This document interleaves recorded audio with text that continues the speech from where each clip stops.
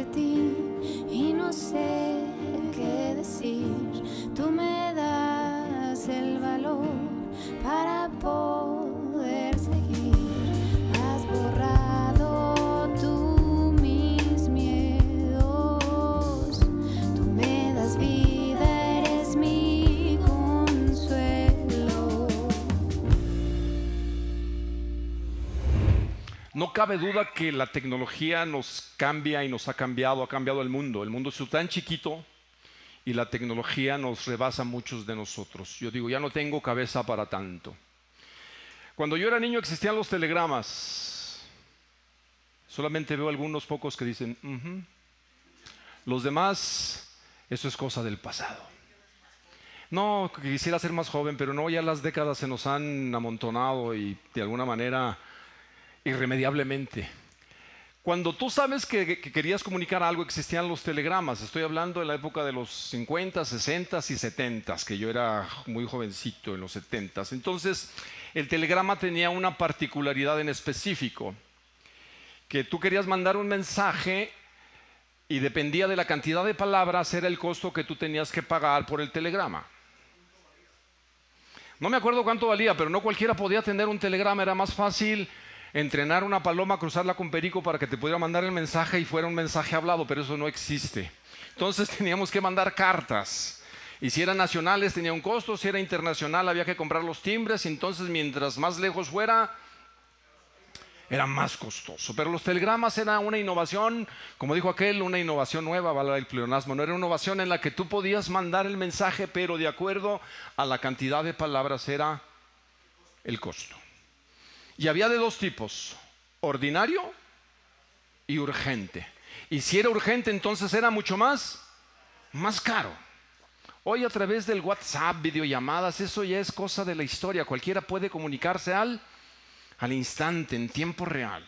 Si el apóstol Pablo haya tenido estos medios de comunicación que tenemos nosotros, hubiera sido fabuloso, porque entonces los mensajes hayan llegado de una manera más instantánea, rápido, y haya tenido quizás de alguna forma más impacto en los oyentes. Bueno, la vez pasada que yo estuve, prediqué algo sobre Romanos, capítulo 1, sobre las entregas de Dios y los intercambios. Cuando el hombre intercambia, los propósitos de Dios los va entregando. Y si recuerdo un poquito, les dije que la ira de Dios no se manifiesta en un Dios que es intolerante, que está con un mazo espiritual o un garrote a ver quién se porta mal para darle, sino que la ira de Dios se manifiesta dando un paso hacia atrás y alejándose del hombre y de las sociedades. Esa es una manera trágica, triste, cuando Dios empieza a dar un paso hacia atrás para alejarse del hombre que con la mentira quiere cambiar la verdad.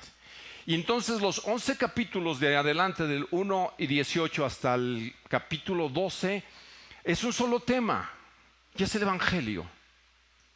En su carta magistral escrita desde Corinto, el tema principal es el Evangelio, porque Pablo escribe a cristianos que él no conoce. Es una iglesia que él no fundó, conoce a algunos por ahí, pero básicamente él no funda la iglesia en Roma, pero ya hay una comunidad importante en el corazón del imperio. Y la preocupación de Pablo es que estos romanos puedan entender completamente y con mucha presteza lo que significa el Evangelio.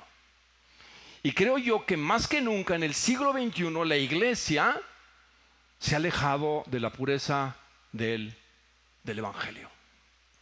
Creo que lo hemos malbaratado, creo que lo hemos comercializado de más y le hemos dado el mensaje que nunca quiso dar, el mensaje de las buenas noticias. Y como alguien dijo, para que haya buenas noticias, primero la gente tiene que entender que hay malas noticias. Y no es muy popular venir a hablar de malas noticias, ¿verdad? Queremos oír buenas noticias, no malas noticias. Y si vas a invitar a este pastor para malas noticias, mejor invítalo cada vez menos. No, pero es importante que tú y yo podamos entender la pureza del Evangelio. Amén. Porque cuando alguien entiende, un cristiano genuino entiende la magnitud y lo profundo del Evangelio, va a haber una sola consecuencia lógica. ¿Qué es lo que dice Romanos capítulo 12? Pablo, en su carta de alguna forma magna, yo llamo un capítulo bisagra. Sí saben lo que son las bisagras, ¿verdad? Es lo que hace que podemos entrar o salir. Pablo, después de darnos doctrina, de explicar con mucha claridad lo que es el Evangelio, él actúa como un fiscal, es decir, que es un fiscal aquel que en un juicio se pone de pie y va a dar todas las pruebas contundentes para declarar a alguien culpable. Ese es el trabajo de un fiscal. Pero resulta que este fiscal está involucrado en esa misma culpabilidad y el veredicto es uno en los primeros 11 capítulos. Ni judío, ni griego, ni mexicano, ni hindú, todos son culpables. Colombianos también. Nadie se escapa. Es un solo principio. No hay justo, ni aún uno. Y él no apela a una tesis personal. Él toma la escritura como la evidencia porque él dice, como está escrito. Entonces está apelando a la escritura, al Antiguo Testamento. Él está citando el Salmo número 14. Dice, no hay justo ni aún uno. No hay quien busque a Dios. Todos nos desviamos. No importa lo moralista que seas, no importa lo pagano que tú seas, o no importa tu concepción de Dios, todos somos culpables. Pero la gracia de Dios, la entrega de Dios, mas siendo aún pecadores, dice Pablo, Cristo murió por nosotros. ¿Qué es el Evangelio? Pablo dijo, yo recibí del Señor lo que también les he enseñado. Y luego tuvo una junta con otros porque dijo, quiero ver si lo que yo estoy enseñando en las iglesias es lo mismo que los apóstoles han enseñado. ¿Y qué creen? Era lo mismo. Lo mismo, el mismo Evangelio. Y en 1 Corintios 15 puedes apartarnos, no lo voy a tocar, pero ¿quieres saber lo que es el Evangelio? Ahí viene. Y no vas a tener nunca ningún error, porque 1 Corintios 15 del versículo 3 en adelante, que el Evangelio es que Cristo murió por nuestros pecados. ¿Por qué murió Cristo? Si tú y yo, y a cualquiera que prediquemos el Evangelio, lo expongamos, no tiene una conciencia real que es pecador, Cristo y el Evangelio no tienen sentido. ¿Están de acuerdo? Que Cristo murió por nuestros pecados, dice que fue sepultado, que resucitó y que se apareció a mucha gente, una evidencia de que Cristo está vivo. Entonces, esta es la bisagra después de 11 capítulos de doctrina en Romanos que nos enseña la pureza del Evangelio, la verdad del Evangelio, quién es Dios, quién es el hombre. Entonces viene la aplicación práctica. Eso es el estilo de Pablo. Pablo no solamente va a dejar conceptos e ideas, te va a decir, si has comprendido la doctrina, tiene que tener una consecuencia lógica, una aplicación práctica. ¿Sí están conmigo? Porque si no, entonces todo se vuelve teoría, palabras. Y en el cristianismo la práctica es importante y vital. Aunque no somos salvos por obras, sí podemos evidenciar nuestra fe a través de nuestras obras. Lutero quería sacar Santiago, pero luego reaccionó y dijo, no, claro, como dijo Santiago, tú muéstrame tu fe sin obras y por mis obras te voy a demostrar mi fe. ¿Cuál es la clave del capítulo 2 y cuál es la bisagra que para que podamos entender? Bueno, voy con ustedes. Después de esta breve introducción, ahora sí voy al texto. Dice, por consiguiente o por lo tanto, bueno, aquí usan Reina Valera, ¿verdad? Voy a darlo para no salirme yo de la reina de las versiones, dice Peter. Dice así, así que, hermanos, haz de cuenta que te mandó una carta o el telegrama. Así que, hermanos, os ruego por las misericordias de Dios que presentéis vuestros cuerpos en sacrificio vivo, santo, agradable a Dios, que es vuestro culto racional. No os conforméis a este siglo, sino transformaos por medio de la renovación de vuestro entendimiento, para que comprobéis cuál sea la buena voluntad de Dios, agradable y perfecta. Así que, por lo tanto, por consiguiente, es la bisagra. ¿Qué quiere decir Pablo? Bueno,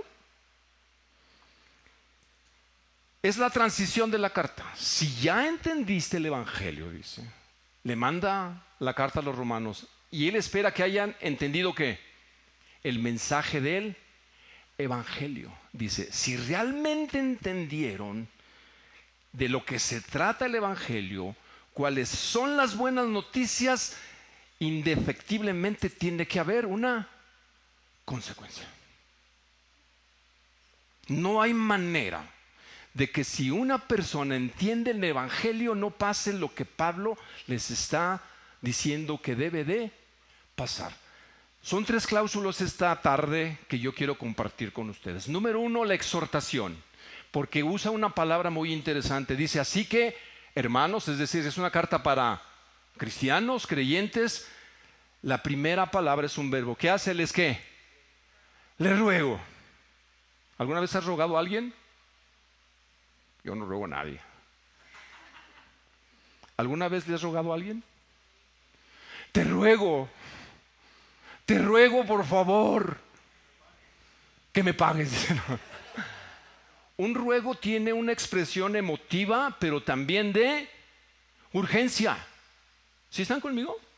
Pablo está urgiendo a estos creyentes de la siguiente manera: respondan adecuadamente al evangelio que se les ha explicado. Describe una urgencia de alentar a alguien a hacer algo. ¿Están de acuerdo? Basado en una cosa súper importante. ¿En qué basa Pablo el ruego según el texto? Fíjense. Dice, yo les digo que trato de predicar expositivamente. Entonces, ¿qué quiso decir Pablo? ¿Cuál es la base del ruego? ¿En qué va a basar el ruego una persona? ¿En un deseo o en cosas que se han hecho? Mira, te ruego que te portes, me decía mi mamá, te ruego que te portes ¿qué? Bien, tienes todo. Les ruego, y aquí está la razón, ¿por qué? Por las misericordias. No dice la verdad, dice las misericordias de Dios. El base del ruego de Pablo se basa en toda la misericordia que Dios ha mostrado por ti y por mí. Cuando nos explica el evangelio, cuando se nos dice que tú y yo estábamos alejados de Dios, es más, no solamente alejados, dice la Biblia que éramos enemigos de Dios. Y tú dices, pues yo cuando me peleé con Él, pues dice que sí, tus actitudes y acciones demostraban que no querías tener que ver nada con Dios. Mas sin embargo Él mostró su misericordia. Al ver tu condición y mi condición, Dios hizo todo lo posible por dar el primer paso para salvarte y salvarme. Entonces Pablo apela, si entendimos todo el precio que se pagó por ti, por mí, la consecuencia tiene que ser lógica. ¿Están de acuerdo? Cuando vemos la misericordia de Dios por ti, por mí, porque tú y yo estábamos muertos. Hoy se presenta un evangelio tan diluido, tan de papel, sin fondo y sin forma, donde te piden que declares, reclames y pidas porque tú lo mereces. ¿Quién es el hombre, dice la Escritura, para que de él tengas memoria? Es la misericordia de Dios mostrada a hombres tan pecadores y alejados de Él, declarados enemigos, que entonces la comprensión del Evangelio tiene que tener una consecuencia lógica, mis amados hermanos. Dice, así que les ruego. Yo no me imagino a Pablo viniendo a rogarte y a rogarme a mí. Mas sin embargo Él lo hace con la iglesia del primer siglo. ¿Cuál es el ruego? Si entendiste la misericordia, lo primero que te pide que es: ofrécete voluntariamente como un sacrificio. Ahora Pablo nos va a llamar o nos va a llevar a la imagen de los sacrificios del Antiguo Testamento. ¿Están de acuerdo? ¿A quién le gusta el sacrificio? La verdad no. Seamos honestos. Hoy es la generación de que todo sea más fácil y no suframos. ¿Por qué? Por nada. No quiero ofender a la generación de hoy. Yo tuve mis complicaciones como joven. Tenía otra cosmovisión de la vida y algunas otras eran mis dificultades, pero algo que es cierto hoy a los chavos no les gusta sufrir. No. ¿Sufrir qué? No. Se fue el internet. No. ¿Sufren o no? Sí. ¿Pueden concebir la vida sin internet? ¿Sin celulares? ¿Sin tablet? Sufrimos. Dicen que es la generación de cristal. No le digas nada porque se enojan y se van de la iglesia, Pedro. Ten cuidado lo que predicas, cuidado. No lastimes, por favor. Pero Pablo dice que un buen entendimiento del evangelio te está rogando que tú te presentes como un sacrificio. Y hay una triple implicación en esto, de este sacrificio, y quiero comentarla con ustedes. Entonces, ¿a qué les exhorta Pablo? Preséntate voluntariamente como un sacrificio. ¿Quién se tiene que presentar? No, que se sacrifique Pedro, él es el pastor. ¿No? Que se sacrifiquen los papás, no, que mis hijos no sufran. No, pobrecitos, ni modo, bebé. Pero es cierto, no queremos que nuestros hijos sufran, pero aquí Pablo dice, no, ¿sabes qué? Preséntate tú como sacrificio. Ahora, ¿qué es lo que se ofrece? ¿Qué es lo que vas a ofrecer en sacrificio? ¿Mi qué? Oh, pues no, que pare de sufrir mejor. Por eso está lleno ahí. Porque te prometen parar de qué. ¿A poco no es más atractivo parar de sufrir? Y luego, Pablo, ¿qué le pasa aquí? ¿Te invita a qué? A un sacrificio. Y te dice qué es lo que presentes. ¿Qué es lo que debemos de presentar? O sea que hay que agarrarnos a nopalazos, de rodillas, aquí ya van a entrar todos los domingos. ¿Eso es lo que Pablo tenía en mente? No, no es lo que Pablo tiene en mente. La palabra cuerpo es la palabra soma, pero no solamente involucra el cuerpo. Vamos a ver más adelante lo que está pidiendo, cómo empieza el sacrificio. Dice que presentar vuestros cuerpos, está hablando no solamente de tu cuerpo físico, está hablando de las emociones, el intelecto y la voluntad. Es decir, todo tu ser, sacrifícalo. Aquí hay una triple implicación. ¿Por qué digo que es triple? Porque número uno, en la imagen del Antiguo Testamento, ¿quién presentaba el sacrificio? ¿El sacerdote o no? Ahora, ¿quién es el sacerdote ahora? Cristo, pero en este sentido, tú eres el sacerdote. ¿No dijo Pedro que somos nación santa, pueblo de sacerdotes? ¿Real sacerdocio? Entonces, ¿ahora quién funge como el sacerdote? Tú. Ahora tú te presentas como el ¿qué? Como el sacerdote, pero el sacerdote en el Antiguo Testamento, ¿qué ofrecía? ¿Se ofrecía el mismo? ¿Ofrecía qué? Un sustituto, ¿verdad? ¿Un qué? Que se sacrifique el corderito, no yo. Pero él dice, no, ahora tú eres el sacerdote y tú eres la ofrenda. Tú eres el sacerdote, tú eres la ofrenda y es tu cuerpo lo que vas a presentar. La verdad, ¿suena atractivo? ¿Suena atractivo ser tú la ofrenda? ¿Ser tú el sacrificio? No, que sufran otros, ¿verdad? Como decimos los mexicanos, que lloren en la casa de mi vecino, que lloren en la mía, que lloren en la otra, que sea otro que se sacrifique, no yo. El problema con este sacrificio, que Pablo lo adjetiva de una manera, ¿es un sacrificio muerto o vivo? El problema es que el sacrificio se puede bajar ¿de dónde? Del altar, ¿o no? ¿Sacrificios muertos? No, dijo, un sacrificio vivo. O sea que este sacrificio puede tomar la decisión de ¿qué? Ya no ser sacrificio. ¿Es un sacrificio venir a la puerta? ¿No? ¿Seguros? A veces sí y a veces ¿qué? ¿Siempre estamos igual de motivados de servir al Señor? Hoy te levantaste, hoy es día domingo. Amén, aleluya, hermano, vamos a ir a cantar. Estaba esperando este día. Puede que sí, o puede que le digas a tu esposa, ¿cómo es? ¿Amo con el Peter?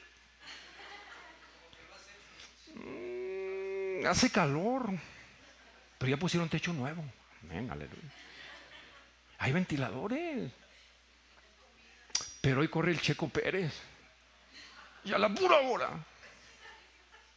¿No te ha pasado eso? ¿O soy el único pagano que ha pensado así? Y soy el pastor.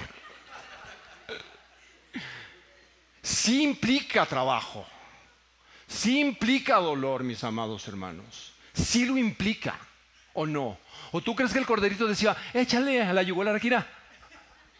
Dale, pero que aviente buen borbotón. ¿Tú lo crees? ¿Tú lo crees que así era? Dice la Escritura, y a mí me tocó ver en un rancho de Michoacán que sacrificaran un cordero, que iban a hacer birria al canijo cordero. No comí, porque ahí va uno de niño a ver lo que no tienes que ver. ¿Sabes cuando lo amarraron, qué hizo el cordero, el borrego? Nada, no hace nada. Por eso ahora que entiendo el Evangelio tuvo más sentido Isaías 53. Lo agarraron y no, nada más peló sus, no hizo un solo sonido. Y aquel agarró y, como veo, doy. Hasta moronga hicieron. No hizo ningún ruido. Sus ojos expresaban miedo. Porque me imagino que tenía conciencia que su vida lo iban a sacrificar. Sí, ser cristiano sí implica en cierto sentido sufrir. Quitar mi yo para que Cristo sea el yo. Pero solamente puede tener sentido si tú y yo hemos entendido la magnitud del Evangelio. ¿Qué le costó a Dios? Le costó todo. Le costó todo. Un día, por desgracia, tendrás un dolor emocional. Todos lo vamos a sufrir de alguna manera o no. Gente que ama ya no va a estar. ¿Estás de acuerdo? Gente que dijo amarte, quizás un día te diga, no más. Y esa pérdida emocional que sufrimos a veces cuando el objeto o el ser amado no está más, Cristo la sufrió de una manera en que tú y yo no podemos comprender ni imaginar. En la eternidad, en un momento, la comunión entre la Trinidad se separó, se rompió. Un día vas a enterrar a alguien que amas mucho, o a un hijo posiblemente, y ese dolor emocional quizás lo potencialice de una manera que no podemos comprender. Dios lo sintió en la persona de Jesús. ¿Y sabes por qué? Por tu culpa y por mi culpa. Por eso Pablo apelaba a los cristianos de Roma. Si entendieron el Evangelio, el primero es la exhortación, es preséntate como un sacrificio vivo. Eres el sacerdote, pero eres la ofrenda. Por eso Pablo decía, con Cristo estoy juntamente ¿qué? Y ya no vivo yo, mas Cristo vive en mí. Y ahora lo que vivo en este cuerpo lo vivo en la fe del Hijo de Dios que me amó y se entregó a sí mismo por mí. Erróneamente hemos visto que el concepto de cruz es sufrimiento en parte. Pero ¿sabes qué significa realmente cruz para los lectores del primer siglo y sobre todo para el Imperio Romano? ¿Sufrimiento o muerte? ¿Qué piensan? ¡Muerte! Por eso es muy popular en los cristianos. ¡Ay, es que traigo mi cruz! Y volteas al lado, esta es mi cruz. Y luego hasta cantamos, sufrir me tocó a mí en esta vida. Era una canción muy viejita. Sé que no la entienden, por eso no se sienten mal. Era una canción muy famosa en mi tiempo. Llorar es mi destino hasta el morir. Ni Pepe el Toro sufría tanto. Tampoco saben quién es Pepe el Toro. Y le decía, ¿qué importa que la gente me critique si así lo quiere Dios? No, parecía una canción. Pero la cruz implica en parte sufrimiento, pero implica básicamente muerte.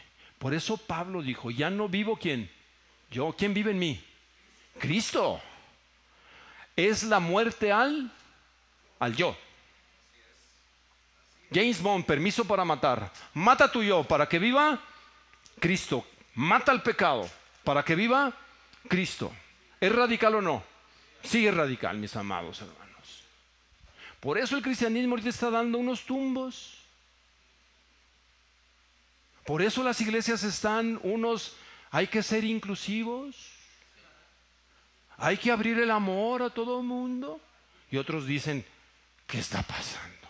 Pero gracias a Dios que todavía hay gente que le cree al Señor y que es fiel a su palabra. aunque en ello te vaya la libertad de expresión, y ojalá y no, pero aún la vida misma. O te metan al bote. Entonces vas a decir, mejor me bajo del altar. Ya no me gustó. ¿Podrá llegar esta parte aquí o no? Sí puede llegar a nuestro país. ¿Vas a pagar el precio? ¿Lo voy a pagar yo? O mejor, que vive el amor. La exhortación es un ruego de Pablo. Les ruego. Si te pudiera mandar un mensaje por WhatsApp que te diga, te ruego que te presentes como un sacrificio. Tú eres el sacerdote, pero también tú eres la ofrenda. ¿Amén? ¿Están conmigo? Segundo. Ok, gracias.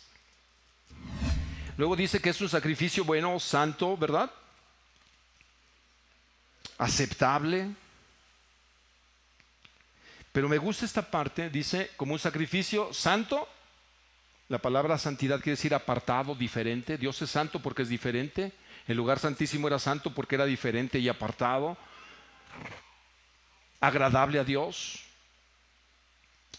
Pero una de las cosas que más me gusta es que es vuestro culto racional. O sea, Pablo te está diciendo, piénsalo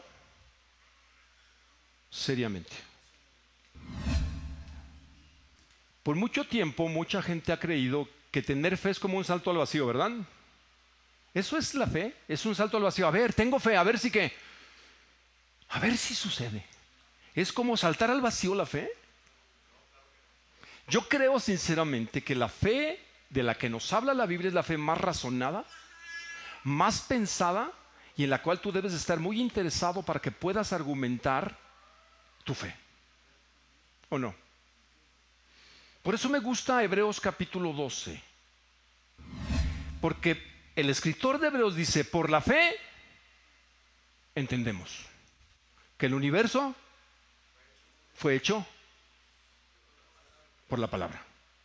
¿Qué dijo? ¿Por la fe que qué? O sea, ¿qué te está invitando a que involucres qué? No, es que los cristianos son unos fanáticos, ¿eh? ¿A poco todavía creen en la Biblia? Ese libro tan descontinuado, ¿a poco todavía creen? No, y todavía creen que Jesús resucitó, no, de veras. Pero esa es la tristeza de la gente influyente. Un culto es un cumplimiento de un deber, por eso Pablo usa la palabra, el concepto culto, es el cumplimiento de deberes de carácter espiritual, racional, no solo tus emociones, sino la razón. Es la palabra, usa la lógica, es lógicos en griego. Y quiere decir que es espiritual porque significa una adoración que involucra el corazón, la mente, en contraste con los sacrificios físicos. Alternativamente, el culto racional o lógico de lo que significa el Evangelio también se traduce como la adoración que refleja un correcto entendimiento del mensaje del Evangelio y una respuesta racional a él. Enseñar que aceptar que el don gratuito de la gracia de Dios no implica necesariamente una obligación de nuestra parte es una herejía de proporciones gigantescas, mis amados hermanos. La comprensión del Evangelio después implica obligaciones. Por eso le llama culto racional. Entonces los amonesta el versículo 2. Ya casi vamos en la recta final. Por ahí, ¿cómo vamos? Ok, va. Gracias. Entonces los exhorta, pero los amonesta, ¿verdad? Y dice, no os conforméis a este siglo. ¿Cuál es la amonestación? Primero te exhorta, pero te dice el imperativo. ¿Cuál es el mandamiento? Ahí está en el versículo 2 del capítulo 12. Primero te exhorta, ¿verdad? ¿Qué te dice? Le ruego, preséntate como un sacrificio, piénsalo bien. Hay una consecuencia lógica de haber entendido el Evangelio, pero luego viene la orden apostólica. ¿Cuál es la orden? No te conformes o te acomodes. Es un mandato y la palabra ahí es sistematizar, de sistematización, ¿verdad? ¿Hay procesos sistematizados o no? En serie. La idea que Pablo quiere decir, no asimiles lo que este siglo, que no es la palabra sino aión, temporada, lo que este momento el mundo te está ofreciendo como manera de pensar y de ser. Dice, no entres en su sistema. O sea que te está llamando a ser un antisistema. En cierto sentido, sí. En cierto sentido nos está llamado a ir en contra del sistema. No. A nadie nos gusta ser excluidos. Pero dice, es un mandamiento, no es opcional. Dice, no te acomodes o no asimiles. Mira, cuando un cristiano, pienso yo, esta es mi postura, quiere involucrarse y confundirse entre el mundo y la iglesia, se parece al doctor Símil. Es lo mismo en el mundo, pero más barato. Un cristiano que quiere coquetear con el mundo parece como está bailando el doctor Símil, ¿verdad? En la botarga. ¿Tú crees que el que está adentro está cómodo? Y más ahorita. ¿Cómo anda el pobre del doctor Símil? ¿Cómo se ve? Se ve chistoso, ¿verdad? Moviendo la panza. Y te dice, compra aquí que es lo mismo, pero más barato. Un cristiano que se acomoda se parece al doctor Símil. Se ve muy ¿qué? Muy barato. Y nomás haciendo, con todo respeto, ridiculeces. Porque ni eres del mundo, porque ya entendiste parte del evangelio, pero no estás completamente cumpliendo la voluntad de Dios. ¿O no? Lo mismo, pero más barato. Cuando menos aquellos, digo yo, los paganos entienden y son paganazos, ¿no? Pero un cristiano que quiere coquetear con el mundo, dice Pablo, no lo asimiles. No estés en el mismo patrón que el mundo. Esta etapa en particular, los cristianos del primer siglo tenían sus problemas específicos, ¿estás de acuerdo? Nosotros tenemos nuestros retos en este siglo XXI, ¿estás de acuerdo? ¿Cuál era el reto brevemente para el cristiano del primer siglo? Todavía en el año 57 que se escribe, todavía no están siendo perseguidos por Nerón. Pero pasaba algo con ellos. ¿Qué crees? ¿Que eran creyentes o los catalogaban como herejes? Eran herejes. Ellos eran caracterizados como ¿qué? Son herejes. Porque para una verdadera adoración de Roma tienes que tener tus ¿qué? Tus ídolos. Tienes que ir al templo. Y estos que adoran a un Dios que está en el cielo, que no ven, y es más, que murió y que resucitó. Estos son unos que herejes. Esa era la presión para ellos. Y el sistema involucraba no solamente creer, porque la política y la religión estaban sumamente estrechas. Las decisiones del emperador las tomaba, ¿sabes dónde? En el Senado. Parte en el Senado, pero después de haber venido del templo. Entonces los cristianos eran vistos como ¿qué? Como herejes. ¿Cuál es el reto de nosotros en nuestro ayón, en nuestro siglo? ¿Tú lo sabes o no? ¿Cuál es el reto? Todo viene acá, ¿o no? Hacernos cambiar nuestra manera de pensar. No sé por qué me toca venir a predicar en el mes del orgullo. ¿Hoy llamamos orgullo a esto? Y nos lo están metiendo por todos lados. Y tú tienes que ser un antisistema. Bienvenido al Evangelio. Bienvenidos, iglesia, porque estamos en un reto importante. No solamente dice confórmate, transfórmate, ¿verdad? También es otro mandamiento, pero está en voz pasiva gramaticalmente hablando. ¿Qué quiere decir eso? Déjate transformar, quiere decir Pablo. ¿Quién te va a transformar? ¿Tu esposa? ¿El pastor? ¿Quién te va a transformar? El Espíritu Santo. Ahora sí que tú solamente coopera. Déjate transformar. El problema que creemos que muchos de nosotros podemos cambiar a la gente. ¿Estás de acuerdo? No te cases con él, ya viste, no, yo lo cambio. Yo lo transformo con amor. No transformas a nadie. ¿Tú tienes el poder para cambiarme a mí? ¿Yo a ustedes? ¿O que Pedro y Maggie como pastor y su esposa los convence y los transforme a ustedes? No tienen poder para eso. El único que puede transformar tu entendimiento, tu manera de pensar y de ser es el Espíritu Santo. Lo único que te dice es déjate que transformar. ¿Cuánto cooperas tú y yo para dejarnos transformar? ¿Cuánto cooperamos? Esa es una pregunta. Y por último, porque los calores están muy buenos en Guadalajara, compruébalo. Te exhorta, te amonesta, pero te reta. Como esto no es solamente creer por creer. Él te invita a que compruébalo, ¿o no? Si decimos que el cristianismo funciona, ¿sí o no? ¿Sí funciona el cristianismo o no?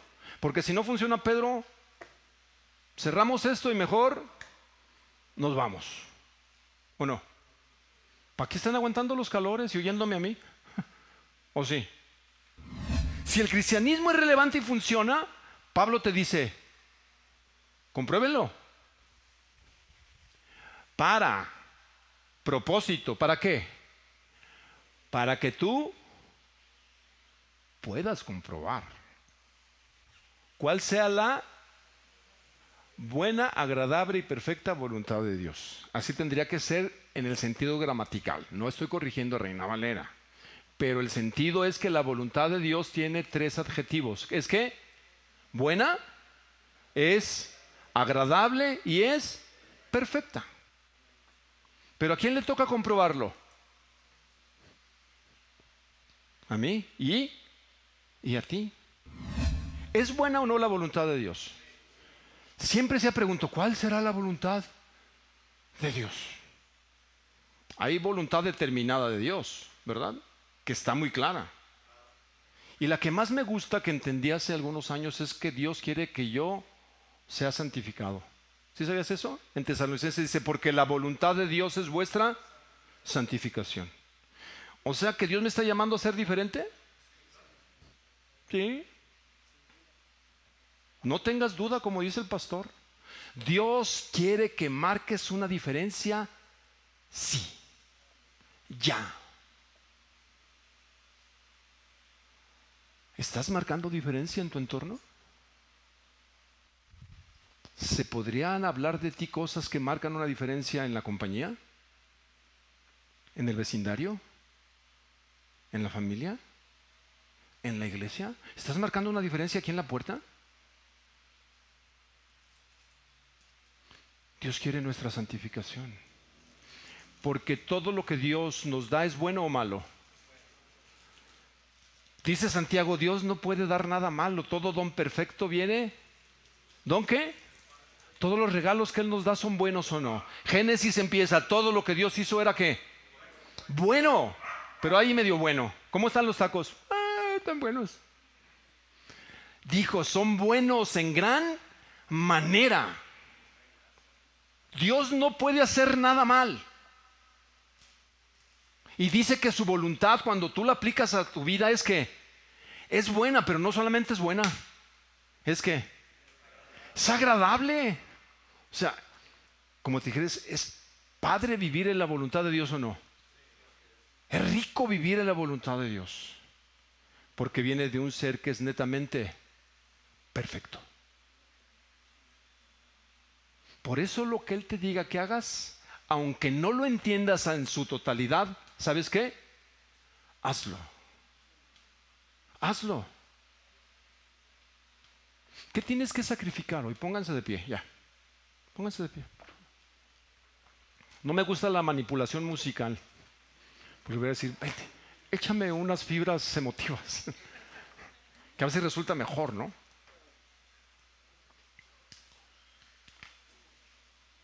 Hay cosas que Dios hace que no parecen ser tan lógicas. No caerán en el rubro de la lógica.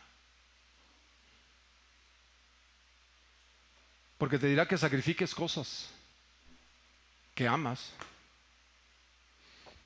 Sacrifícame a tu hijo, tu único hijo. ¿Qué? No, a mi hijo no. Sí, Abraham. Sacrifícalo. 3 días de camino para pensar. Tú hiciste promesas que mi descendencia no la podría contar.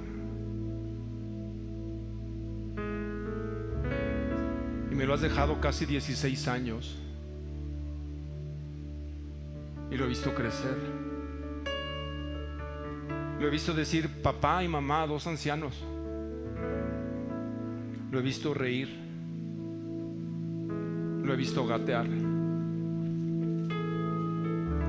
Lo he visto traerme alegría a mis años de vejez, Dios. ¿Y me pides que lo sacrifique? No entiendo, no te entiendo. Porque tú eres un Dios diferente. Tú no sacrificas, y menos hombres. No entiendo tu teología en este momento de qué me estás pidiendo. Pero en tu nombre, porque yo creo que de alguna manera lo vas a preservar. No sé cómo le vas a hacer, amado Dios, pero tú lo vas a cuidar, porque yo estoy seguro que el muchacho y yo vamos a regresar. ¿Cómo? No lo sé. ¿O no dijo eso Abraham? Lee el texto.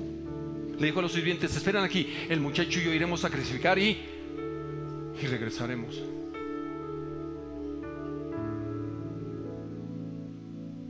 Siendo un anciano, tuvo que haber convencido a ese muchacho a decirle que sacrificar esto valía la pena. No lo dopó, no le dio una inyección de anestesia.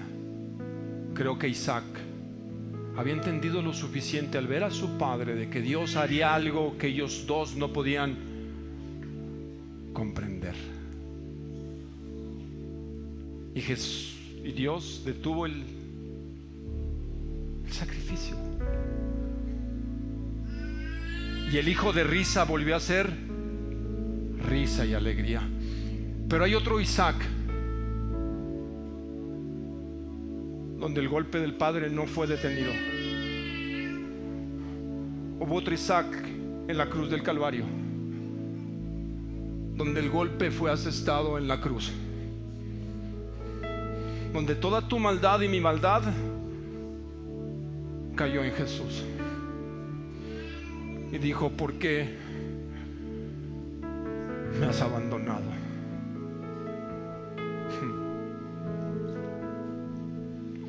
Considerad aquel que sufrió tal contradicción de pecadores,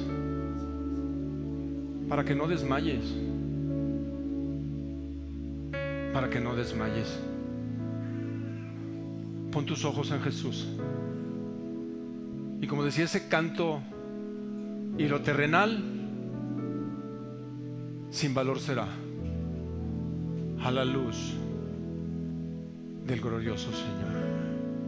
Cierra tus ojos. ¿Qué tienes que sacrificar?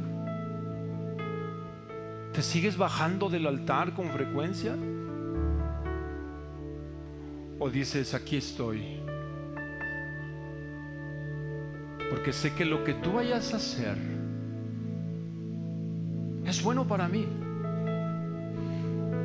En su momento me dará la felicidad que no puedo entender hoy, porque todo lo que tú haces, lo haces bien.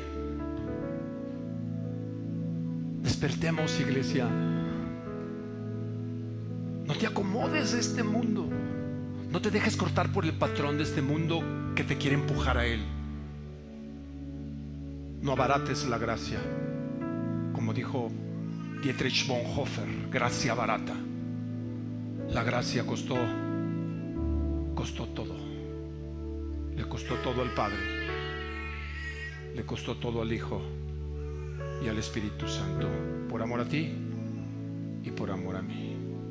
Que el Señor te use, y si es un sacrificio, que le dé alegría, y que seas cada vez más santo, cada vez más diferente, para que Cristo sea glorificado. Señor, aquí está la puerta, una iglesia de hombres y mujeres de fe. Sigue transformando sus vidas, sigue transformando la mía. En nuestro entendimiento, Señor, conocerte más y mejor. Y gracias por el glorioso evangelio de la gracia, pero que también el evangelio de la responsabilidad, de las obras que manifiesten quién eres tú, las que ya de antemano tú ya preparaste solamente para que transitemos en ella.